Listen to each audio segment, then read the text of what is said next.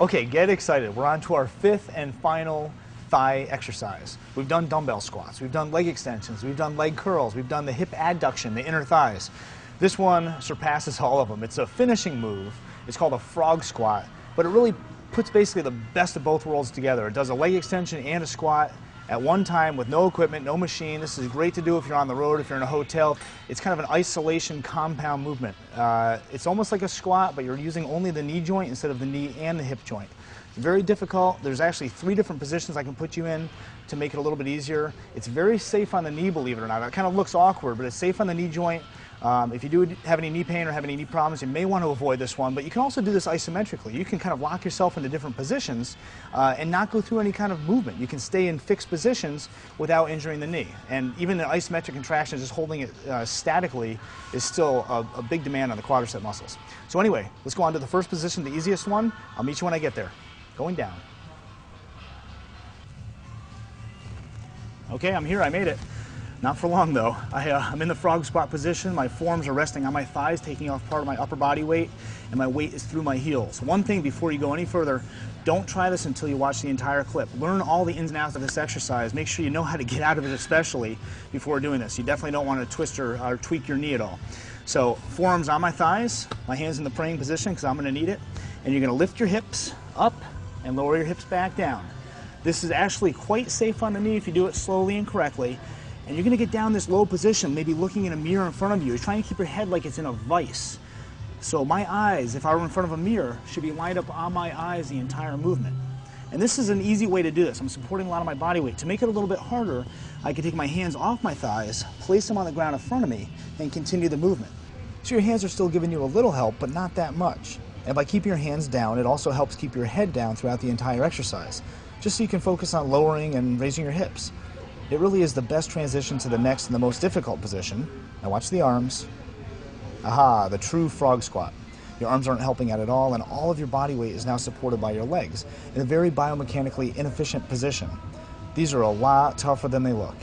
Now, if you have any physical limitations that may limit your range of motion, you may want to do just that, limit your range of motion. Definitely don't go down too low, and you may want to do this over a bench or a low chair initially, just for reassurance. Or you can always resort to putting your forearms back on your thighs. Again, watch the arms. Now this modified version of a frog squat is definitely a lot easier, and it's also the best way to exit the exercise. Whatever you do, never stop the exercise in the down position. Trust me, you'll be tempted to drop to the ground, but don't do it. Your knees aren't going to like it. So, key points. Keep the weight, your weight, through your heels, not through your toes. Also, use your head as the axis of rotation, keeping it in one position as best you can. You don't want to lift up your whole body up and down like you would with a regular squat. And also keep your range of motion limited. You don't want to overcompress your knee. Definitely don't bounce at the bottom. But also you don't want to go up too high at the top of the range of motion. I like to limit it to where my back is about parallel with the ground. And also if you do have any kind of knee issues, you could just hold it in one isometric position with no motion whatsoever. So, from the top, put your feet a little more than shoulder width apart, and your toes should be pointed out slightly. Actually, the direction of your knees where they bend should line up with the direction of your toes where they point. You should be able to draw a straight line between your hip, your knee, and your toe. They should all face the same direction. Keep your weight through your heels, lower your hips down to a safe position, and then lift your hips up until your back is parallel or just slightly above parallel with the ground. Remember to keep your head down as much as possible throughout the entire movement. And that's it. Just keep going until you can't do anymore. And stop. Now don't think I've been doing these the whole time. This is a tough exercise. And when you get out of this, don't drop down to the ground. Don't twist and tweak your knee. You want to put your forearms back on your thighs, maybe put your hands on your knees, support your body weight a little bit. But whatever you do, don't stand up straight yet. Keep your head down a little bit lower. You may actually want to kneel down or sit in a chair or something next to you. Take a breather.